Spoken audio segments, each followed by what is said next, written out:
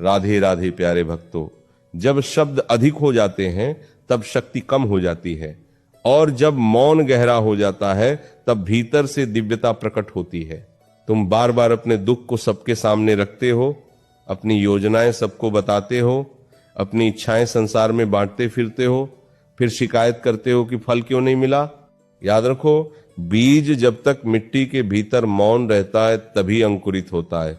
यदि वह मिट्टी को चीरकर पहले ही शोर मचा दे तो वह सूख जाएगा। मौन कमजोरी नहीं है, मौन वह तप है जहां शब्द भीतर जाकर शक्ति बनते हैं। जो हर बात का उत्तर देता है वह अपनी ऊर्जा खो देता है, जो अपमान सुनकर भी शांत रहता है वह अपनी ऊर्जा बचा लेता है, और बची हुई ऊर्जा ही एक दिन उसे ऊंचाई तक ले जाती है। तुम्हें लगता है कि यदि तुमने अपनी इच्छा व्यक्त नहीं की तो तुम्हें कुछ नहीं मिलेगा, ये भ्रम है। जो तुम्हारे लिए निर्धारित है वह तुम्हें खोजते हुए आएगा। सूर्य को कभी घोषणा नहीं करनी पड़ती कि वह उग रहा है, फिर भी पूरी सृष्टि उसकी प्रतीक्षा करती है।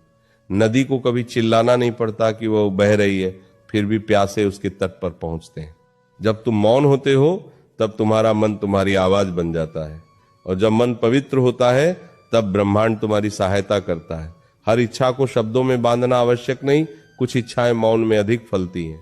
याद रखो, अधिक बोलने से सम्मान नहीं मिलता, अधिक सुनने से समझ मिलती है, और समझ से ही सही निर्णय जन्म लेते हैं।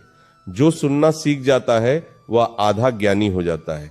जब कोई तुम्हें उकसाए, जब कोई तुम्हारे धैर्य की परीक्षा ले, जब कोई तुम्हें गलत समझे, तब तुरंत उत्तर मत दो, ठहरो, शांति से देखो। क्योंकि कई युद्ध केवल इसीलिए हार जाते हैं क्योंकि हम समय से पहले बोल देते हैं। मौन वह शक्ति है जो क्रोध को शांत कर देती है। मौन वह औषधि है जो अहंकार को गलाकर विनम्रता में बदल देती है। मौन वह साधना है जो तुम्हें भीतर से मजबूत बना देती है। तुम्हारी सबसे बड़ी शक्ति तुम्हारा संयम है। जो व्यक्ति अपनी वाणी को नियंत्रित कर लेता है वह अपने भाग्य को भी नियंत्रित कर सकता है। शब्द तीर की तरह होते हैं, निकल गए तो वापस नहीं आते। इसलिए बोलने से पहले सोचो, क्या ये आवश्यक है, क्या ये सत्य है, क्या ये हितकारी है। कभी कभी जीवन तुम्हें अवसर इसलिए नहीं देता क्योंकि तुम हर समय शिकायत में लगे रहते हो। शिकायत की ध्वनि अवसर की आहट को दबा देती है। जब तुम मौन होकर कृतज्ञता में बैठते हो तब अवसर धीरे धीरे तुम्हारे द्वार तक आता है। बिन मांगे सब मिलेगा। इसका अर्थ ये नहीं कि कर्म छोड़ दो, इसका अर्थ यह है कि कर्म करो पर याचना मत करो, परिश्रम करो पर लालसा मत पालो। जब तुम्हारा प्रयास निष्काम होता है तब फल स्वयं चलकर आता है। जो व्यक्ति हर समय मान्यता चाहता है वह भीतर से अस्थिर होता है, और जो मौन रहकर अपना कार्य करता है वह भीतर से अटल होता है। अटल व्यक्ति को संसार देर से पहचानता है पर गहराई से पहचानता है। अपनी योजनाएं हर किसी को मत बताओ। हर व्यक्ति तुम्हारी प्रगति देखकर प्रसन्न नहीं होगा। कुछ लोग तुम्हारे शब्दों से ही तुम्हारी राह में बाधा बन सकते हैं। इसीलिए अपने सपनों को मौन में सींचो, उन्हें कर्म से सिद्ध करो। उन्हें मौन रहना पलायन नहीं है, ये परिपक्वता है। जब तुम समझ जाते हो कि हर विवाद का उत्तर देना आवश्यक नहीं, तब तुम सच में बड़े हो जाते हो। कभी ये मत सोचो कि तुम्हारा मौन तुम्हें कमजोर दिखाएगा। समय आने पर वही मौन तुम्हारी गरिमा बन जाएगा। लोग कहेंगे ये व्यक्ति कम बोलता है पर गहरा है। जब तुम भीतर से शांत हो जाते हो तब तुम्हारी उपस्थिति ही बोलने लगती है। तुम्हें अपने मूल्य सिद्ध करने की आवश्यकता नहीं रहती, तुम्हारा आचरण स्वयं प्रमाण बन जाता है। जो व्यक्ति मौन में साधना करता है उसे संसार में सम्मान मिलता है। जो व्यक्ति हर समय स्वयं की प्रशंसा करता है वो सम्मान खो देता है। अपने दुख को हर किसी से मत कहो।